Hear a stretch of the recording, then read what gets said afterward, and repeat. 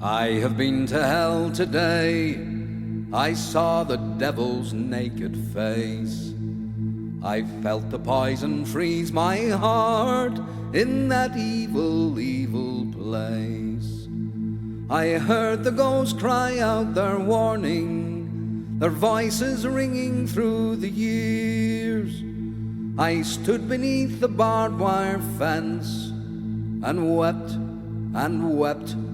bitter tears. Never, never again.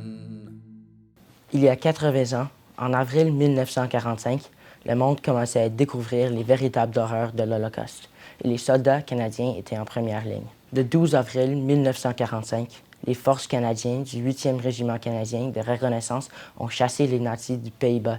Ils ont découvert le camp caché dans la forêt.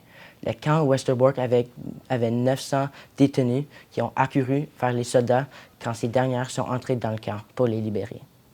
Étant un régiment de reconnaissance, ils ont rapidement parti, remplacés par un des unités Royal Hamilton Light Infantry.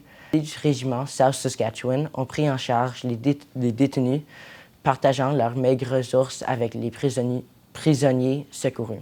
Originally set up in 1939 as a refugee camp to settle Jews fleeing from Nazi Germany, by April 1940, approximately 750 people lived in the camp.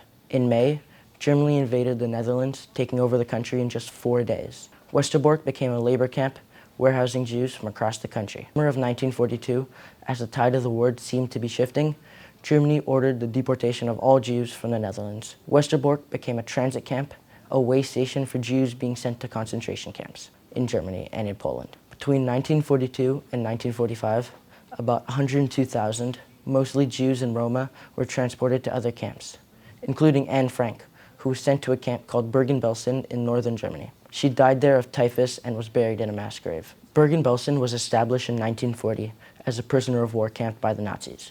In April 1943, the SS, which ran the concentration camps, took over a portion of the camp, creating a prisoner camp. The prisoner camp originally held Jews, political prisoners, Roma, criminals, Jehovah's Witnesses, and gay men. The prisoners sent from the West swelled the numbers in the camp. Between July 1944 and March 1st, 1945, the camp grew from 7,300 inmates to over 40,000. As shocking as these numbers are, they only tell half the story. The overcrowding and poor living conditions and nutrition led to diseases outbreaks like typhus, dysentery, and tuberculosis. In the 2 years before it was liberated, approximately 37,000 prisoners died in Bergen-Belsen. On April 15, 1945, the British forces liberated the camp from the Nazis. They found approximately 50,000 inmates and also 10,000 dead bodies lying unburied on campgrounds. The Canadian soldiers who volunteered for the duty were sent into the camp to administer relief and manage the inmates. This was largely because of the large number of Jews enlisted in the Canadian military, lest we forget. Like most of the world at this time, Canadian society was extremely and openly anti-Semitic. Jewish immigrants were considered the least desirable by officials, making it almost impossible for Jews to bring their families to Canada. In 1939, the MS Saint Louis, a ship carrying 907 Jewish refugees fleeing Nazi Germany, arrived in Canada after having been refused entry to Cuba, numerous Latin American countries, and the United States. They were refused, with officials saying the line must be drawn somewhere. The boat was forced to return to Europe. More than a quarter of the refugees on the boat would be murdered during the Holocaust. Bien qu'ils fussent traités comme des citoyens de seconde classe, de nombreux Juifs s'engagèrent dans l'armée, en particulier après l'entrée en guerre du Canada par les nazis. Environ 17 000 Juifs s'engagèrent, soit environ un cinquième des hommes juifs du Canada. Beaucoup d'entre eux se portèrent rapidement volontaires pour aider au camp de Bergen-Belsen lorsque des appels à volontaires furent lancés. Voici une lettre d'un soldat de Montréal qui était présent. Dear brothers and sisters, I'm writing this letter to each and every one of you at home and also my friends. After what I have seen and experienced yesterday has left me completely heartbroken. It is something that will forever remain in my mind. As you know, the Allies are overrunning Germany today, and as they pass on, they are liberating concentration camps and prisoners of war camps. This is what I want you to know, that your brother Saul was the first Canadian Jewish boy to enter a concentration camp filled with Jews. It was also the first concentration camp the Allies liberated. After 3.5 years, I have finally found out for myself what I am fighting for: to liberate our own Jewish people and other nationalities. Our Jewish padre from 2nd TAF came to see us Thursday night, and the first thing he said to the Jewish boys that he needs help. He described the pictures to us, but after a while broke down. We gave him whatever food we had and he left for the camp to feed a few people. The next day, we made a collection of food, candy, and cigarettes from our wing. The donations were tremendous and everyone gave whatever they had with their full heart and soul.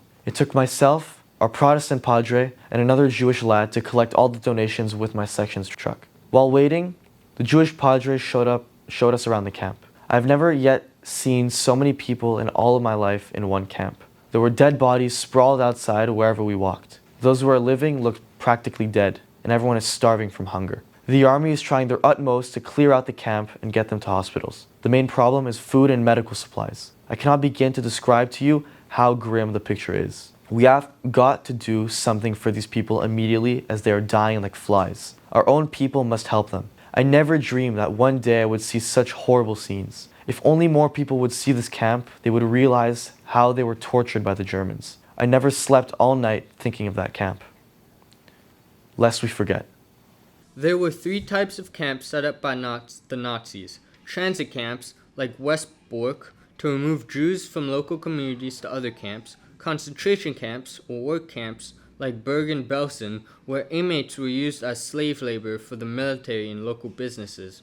And then, starting in 1942, there were the 6 death camps, whose sole purpose was the mass extermination of undesirables, especially Jews and Roma and Sinti people, often called gypsies at the time. Inmates were shunted between the camps in crowded cattle cars, like this one. Packed in like sardines, many died in transit of asphyxia, dehydration, exhaustion, or disease. Those who survived the journey were then divided up. If you are strong enough to be useful for work, you are led off into the camp. Those who are not were killed in a variety of creatively sadistic ways. In one story, a rival was at a camp considered incapable of working were relocated onto a train car and told they were being sent to another camp. The car was moved a little way down the track where it was gassed. The banging of the bodies against the side of the rail car as they tried to escape their fate could be heard by most inmates at the camp. The bodies of the dead were then disposed of by prisoners, some of whom may have arrived with them earlier that day. Even as the Nazis recognized that the war was lost, their efforts to wipe out the Jews escalated. A study published in 2019 estimated that the Nazis were killing about 15,000 people each day between August and October 1942. While the number is both horrific and numbing, it also creates complacency. That would never happen again, and certainly not here. What does this have anything to do with Canada? What does this have anything to do with Remembrance Day and honoring the sacrifice of our soldiers, lest we forget? Approximately 45,400 Canadian soldiers died during World War II. They died fighting against the ideas the Nazis represented: authoritarian government, state-sponsored terror, and that some lives, deemed to be worthless, should be sacrificed to provide more opportunities for those that are considered to be worth more. Canada was far from an egalitarian society. Sadly, racism, xenophobia, and anti-Semitism were common here. We have shared examples in this story, and we have all heard about the treatment of Indigenous people in Canada's not-so-distant past. But in spite of these attitudes, Canadian soldiers were horrified by the treatment of Jewish inmates in the camps. According to the Regimental Diary of the South Saskatchewan, visiting a camp like this really brings home to us the reality of what we are fighting for. It makes the average Canadian indignant, and he asks, who do the Germans think they are, that they can enclose other humans behind barbed wire simply because they are born Jews? Canada's army was put in charge of saving survivors, and we rose to the challenge.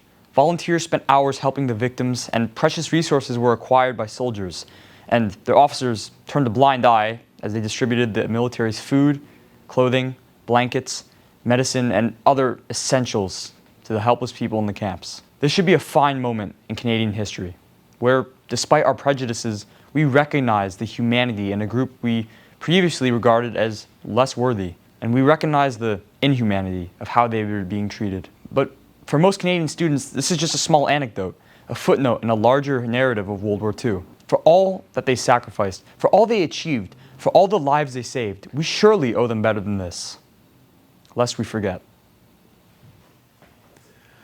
While it's easy to dismiss these events as episodes from an increasingly distant past, 80 plus years ago, and no one today is suggesting building death camps like in Nazi Germany, it is important to remember that it didn't start with death camps. The Nazis came to power preying on people's existing prejudices. You're not doing as well as you should be because of them. Little by little, what started as just talk became policies to exclude them from public life. Deport them, fire them, deny services to them, imprison them. Sound familiar? A new them, an eerily familiar story. The cycle of discrimination to dehumanization to persecution should not have to reach the point of extermination before we act. But that isn't in Canada, we say, shaking our heads sadly.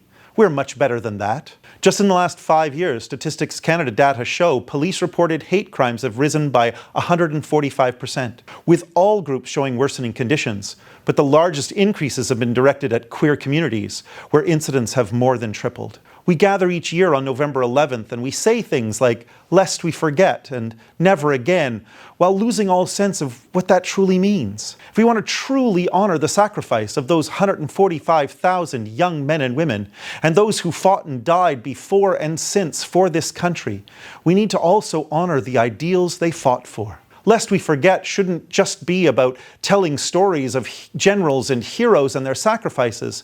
It should be a clarion call for all of us to do the hard work of making sure we stand up for those whom others would try to victimize. Whether it's a classmate being teased in the schoolyard, or a trans person being harassed on the street, or a minority group being targeted by unscrupulous politicians. As we move further and further from World War II in time, and there are fewer and fewer veterans and survivors to tell their stories, if Remembrance Day is going to have any meaning, then it should not just be about telling stories of the bravery of people almost 100 years ago. It needs to go way beyond that, to instill in young people the lessons of those sacrifices, to encourage all of us to live up to the ideals they gave everything, their very lives to defend. A country where people can come together, be different, but still be equal, lest we forget. I've lived in freedom all my life, never thinking much about the cost of those who suffered and who died, so that freedom's flame would not be lost. I saw the flame in Sachsenhausen, in spite of all its burning yet. To all the ghosts who guard the flame, I promise you I won't forget.